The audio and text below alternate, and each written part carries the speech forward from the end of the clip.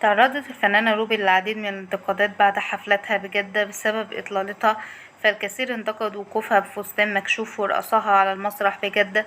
فجاءت التعليقات محدش علمها تقف ازاي على المسرح السعودي، وأيضا تعليقات سلبية على إطلالة الفنانة روبي، زي إن اللون الأزرق الملكي مش مناسب مع لون بشرتها وغيرها من الانتقادات. فجاء رد الفنانة روبي عن طريق نشر تعليقات من متابعينها اللي بتأكد نجاح حملتها ومدى ترحيب الشعب السعودي لها ورغبتهم في إقامتها الحفلات وعديد من الحفلات بكل مدن المملكة.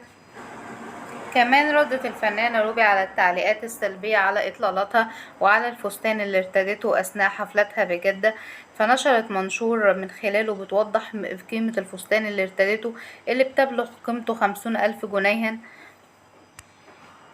أما الخبر التاني فهو عن الإعلامية ياسمين عز اللي دايما معروفة بتصريحاتها الغريبة والمثيرة لغضب الكثير من متابعينها، حيث نشرت ياسمين عز منشور عبر حسابها ذكرت فيه: شهر أغسطس أجازة للبرنامج بتاعي كالعادة، بس لو عرفت انك زعلت الفرعون هتلاقيني طالعة على الهوا تاني يوم. وده اللي خلى كتير من التعليقات شهر بس خليهم 10 سنين حلوين. وكتير من التعليقات: احنا مش متابعين برنامجك من الاساس اللي خالي من اي كلام من الصحة، وبتقولي دراسة ومش دراسة، انت اصلا بتتكلمي دون وجه حق وما بتتكلمي لا على اساس دراسات ولا على اساس اي حاجة من اللي انت بتقوليها، وانت مجرد بتقولي كلام على الفاضي وخلاص، واحنا مش متابعين البرنامج بتاعك من الاساس.